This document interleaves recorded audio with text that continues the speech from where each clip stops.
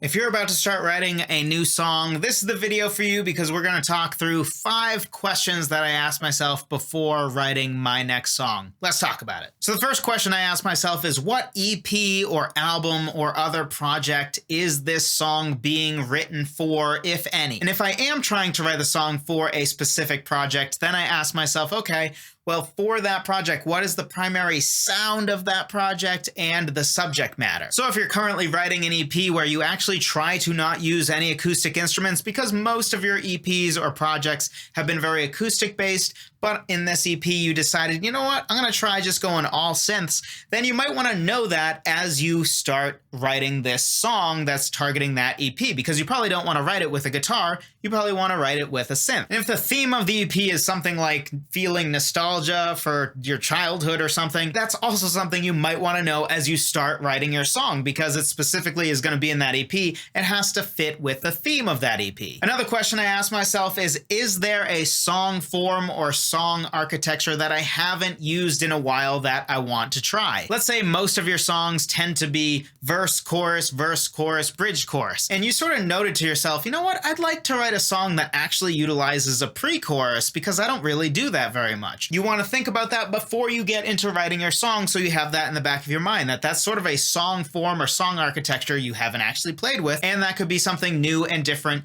and a way to make not all your songs the same, because if all of your songs have the same form and they're about the same themes, you just can't have too many things about your songs that are the same, and changing up bunch of little things can go a long way. And one of the things that people tend to not really think about when it comes to their songs is their song form or their song architecture. A lot of people just sort of blindly will go verse, chorus, bridge, chorus. That's what a song is, but it doesn't have to be that. You can have a song that's just all verses. You can have a song that has a bridge but no chorus. You can have a song that doesn't have a bridge and has a third verse. You can have a song with pre-choruses or with post-choruses. Another question I like to ask myself is there a sound that I've heard recently or just heard in the past, maybe it was a band I used to love, that I've just never actually tried writing myself? Maybe recently you've been listening to a lot more sort of synthy pop music and you kind of wanted to incorporate that into your songwriting, which usually is very acoustic. Or maybe you heard a song recently that actually had organ as its main instrument and you're like, man,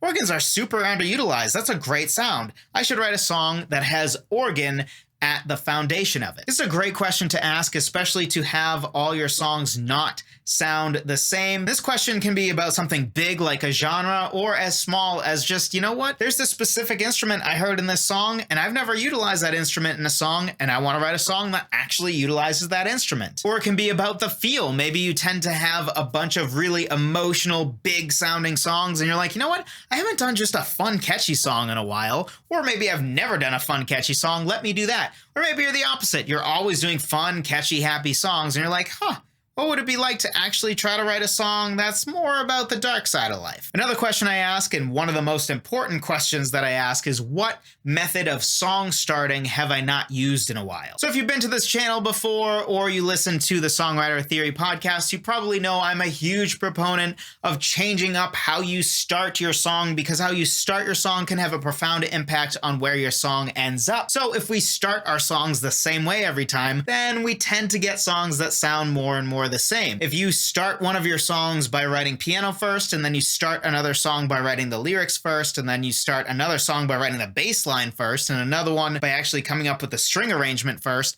that can be a great way to sort of naturally have songs that just sound a little different. Now, I am a big fan of having a bread and butter way of starting a song. Mine is starting with a piano riff. Probably 50% of my songs start by me sitting at a piano or a keyboard, coming up with a piano riff, and then writing the melody, and then writing the lyrics. But I do also like to change it up. That's what gives a breath of fresh air to our songs. So once in a while, I'll do something like, I'm going to just write a killer bass line and make a song off of that killer bass line. Or I'll come up with a cool guitar finger picking pattern that I like and make a song from that. So if the last 5 or 10 songs of yours you wrote by just coming up with a guitar chord progression first, maybe it's time to actually change it up. Write the melody first instead. If you haven't done any finger picking with your guitar, do that instead. You don't even have to change the instrument. Or you can use your guitar to write a bass line. You don't even need a bass to write a bass line. I do it on the keyboard almost always. I never write bass lines by actually picking up my bass. And I have a bass. I just am better at writing bass lines and melodies and writing pretty much anything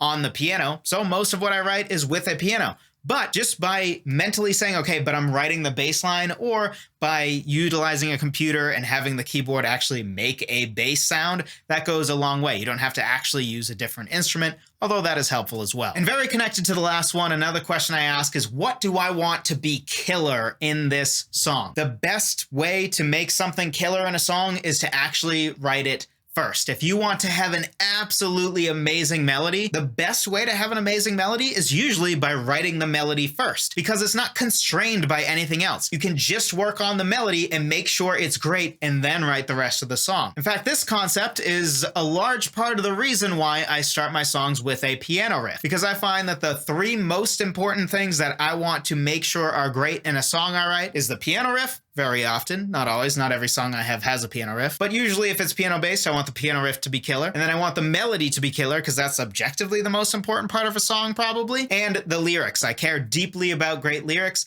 so those are the first things I write, because I find the best way to get all three to be killer is to actually start with the piano riff, then write a melody off of that piano riff, and then write the lyrics. That's the best way for me to make sure all three of those are really good. So you need to figure out for yourself, what do you want to make sure is really great? You probably should write that early on in the process if you want it to be great. Little tip here though, I have noticed that lyrics specifically, you can make great whether early or late in the process usually. It tends to be more musically where the constraints come in, where if you want to have a killer bass line, you probably should start with the bass line. If you try to write a killer bass line when you already have a chord progression, two different guitar riffs, and a piano riff, it's going to be kind of difficult usually to come up with a really awesome bass line, especially if you're not actually a bass guitarist. So if you want to have a killer bass line, do that first. If you want to have a killer piano riff, do that first. If you want your guitar hook to be awesome, write that before you write the chord progression that supports that guitar hook. But with lyrics, usually lyrics take a while, whether you do them early or late, and I don't think the quality is that affected by whether you do them early or late. Maybe that's just a me thing though. So if you do struggle with writing great lyrics, you know what? You should probably try writing a song where you write the lyrics first, you just write it as a poem, and then try to put that to music. So now you should be ready to ask yourself these questions, figure out the answers, and be ready to start your next song. Something else that will help you in starting your next song is my free guide on 10 different ways to start writing a song. Whether you're new to songwriting or somebody who's been songwriting for a while, this is helpful because, well, really just the last tip I gave, changing up how you start your song can be a great way to not ever really deal with writer's block, and can be a great way to make sure your songs don't all sound exactly the same. Because as artists, we usually want to have a sound, but we also don't want to be the artist that people say all of their songs sound the same. There's a fine line there, but I think one of the most helpful ways to really tread that line well is to change up how we start our songs, because we're still the same songwriter, we're still going to gravitate towards the same sort of wordings and the same themes. But if we change up how we write our song, we start with a bass line, so one song has a really killer bass line, and then the next song has a really awesome guitar riff, and the next song is something where you can tell a lot of time and love was put into the melody, because the melody is just exquisite even if the chord progression is very simple. That's a great way to have our songs not all sound exactly the same. Not to mention that's a great way to actually stay inspired, because we're not trying to write the same thing over and over again, where we're sitting at a piano like, all right, gotta come up with another piano riff. That gets hard, but it's a lot easier when you can sometimes be like, you know what? No, I'm going to write a bass line instead. And all of a sudden, a lot of times you'll just be like, wow, I'm inspired again. I thought I had writer's block, but it turns out I just had writer's block specifically when it comes to writing piano riffs, or specifically when it comes to writing guitar chord progressions. So be sure to check that out. Link in the description down below. Thank you so much for watching. I appreciate every single one of you. I'll talk to you in the next one.